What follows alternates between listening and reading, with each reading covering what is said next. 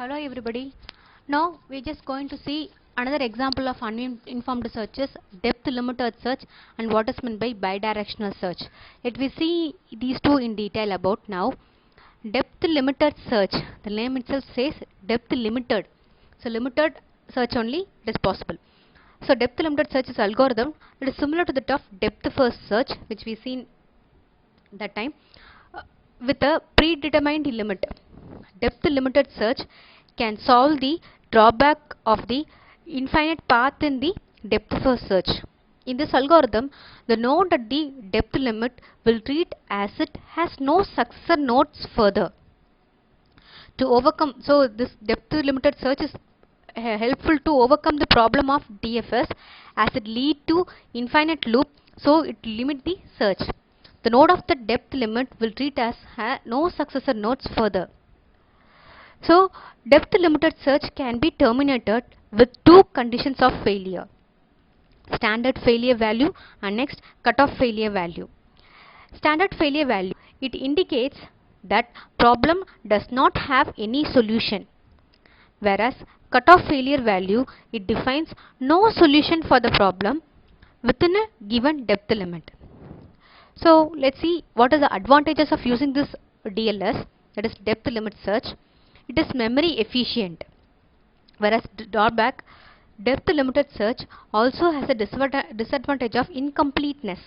So whatever the solution should be complete, there should not be any incomplete. That is the problem facing here by using depth limit search.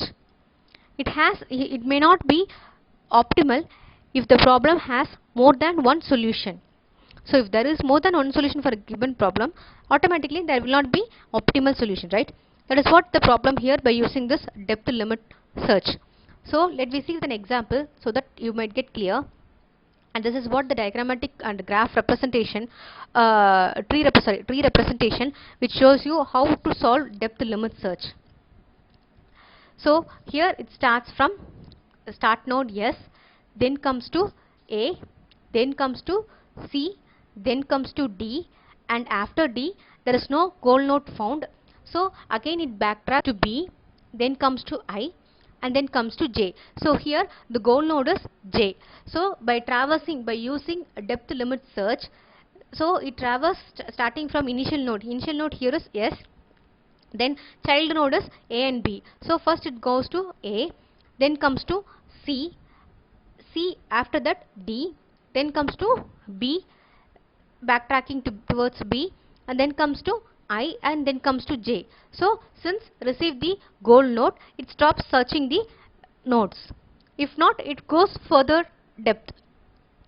So completeness of the problem we'll consider about this depth limited searches. Completeness, DLS search algorithm is complete if the solution in this diagram is depth limit. Time complexity we can calculate by this depth limit searches. The algorithm is order of p power L, whereas space complexity can be calculated by using this DLSS algorithm is order of b into L. So this is what the depth first search is mainly considered about, that is depth limited search. That is what this concept is about, depth limited search. So next we just going to see what is about bidirectional search algorithm. Bidirectional search algorithm, the name itself indicates there are two directions is going to be. That is what this bidirectional search algorithm. Bidirectional search algorithm runs two simultaneous searches, one from initial state called forward search and another from goal node called backward search to find the goal node. Bidirectional search replaces one single search graph with two small subgraphs in which one starts the search from an initial vertex and another starts from the goal vertex. The search stops when these two graphs intersect each other. The bidirectional search can use search technique as BFS, DFS, DLS, etc. So what will be the advantage of using this bidirectional, which is bidirectional search is fast. Since it is two direction, searching is taken place. Bidirectional search requires less memory. So what are the disadvantages of using this bidirectional, which means implementation of bidirectional search tree is difficult. in bidirectional search, one should know the goal state in advance. Only then which way will be possible to find. That was the problem in the bidirectional search. So let me see with an example so that you might get clear. This is what the tree representation of bidirectional search. So as I said earlier, it has two directions. Bidirectional has two directions. One is a forward search and another one is a goal node. Initial state is a forward search, where root node occurs now, that is called as a forward search. Where goal node is there, that is called as a backward search. That is called bidirectional search. So in this diagram, a bidirectional algorithm is applied. This algorithm divides one graph or tree into two subgraphs. It starts traversing from node 1 in the forward direction and starts from the goal node 16 in the backward direction. So algorithm terminates at 9 where two search meets. Are you getting? So here root node, we know bidirectional, two direction, forward direction and backward direction. Where there is a root node, there takes a forward direction. Where goal node, it takes a backward direction. So one, it is going on going on searching each and every node. So from forward to backward, once it intersect at the point 9, where two searches meet at 9, that is called intersection node. So traversing from that goal node, so from forward direction and start from the 1 and to the goal node 16 in backward direction. So the algorithm terminates. When the algorithm will get terminates at the node 9, where two search meet at the intersection, the algorithm will get terminate. So while considering completeness of this bidirectional search is complete if we use BFS in both searches.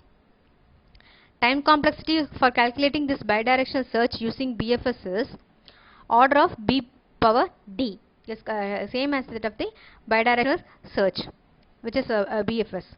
Space complexity, here we are calculating using bidirectional searches, order of B power D.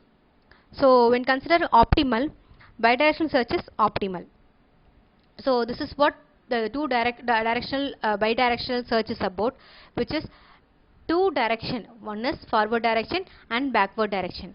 And next we just what we have seen is depth limited search. So these two searches we have seen in this slide, depth limit search, and next comes to bidirectional search. Depth limit search, which is nothing but to overcome the problem of depth first search. So in order to DFS leads to infinite loop. So to limit the search, it just uses the problem of depth limited search. So it starts from the depth limit, will reach no successor nodes further. So if it will going to fail if there is a two conditions. So standard failure value and cutoff failure value. Standard failure value, which indicates the problem does not have any solution, whereas cutoff failure value, it defines no solution for the problem within a given depth limit. So this is what depth limit search we have seen. So this is the diagrammatic representation from level 0 to level 3. So until it reaches the goal node, it starts searching the element nodes in the depth wise with a limit. So we see bidirectional. So two direction they are going to be backward and the forward. So it uses the technique of BFS, DFS and DLS. So it is very fast as it considers two directions, backward, forward and the backward. So when the root node reaches to the point, 1 reaches to 9 and 16 traversing each node and intersecting 9, the algorithm will get terminates. And this is what the bidirectional concept is about. So this is the drawback of using this bidirectional is nothing but search is difficult. So since there is a two portion of nodes are there, so by searching these two, the searching concept will get difficult. So unless otherwise if it is knows the goal node in advance, it is very difficult for searching the particular element is difficult in case of the bidirectional search. Otherwise memory wise, for efficiently searching wise, quickly if it is goal is known in advance, it is quickly identify the where the goal node is actually. That is the advantage of using this bidirectional searching. Whatever the algorithm we have seen so far, every problem has some disadvantage and some advantages. So if our problem is particular requirement, we have to choose particular algorithm rather than choosing every algorithm. If a particular problem matches to the algorithm, we need to choose that one rather than choosing everything around. Just based on the problem requirement, we need to choose an algorithm and solve based on that algorithm. That is the best way to solve get a solution for a particular problem. Thank you.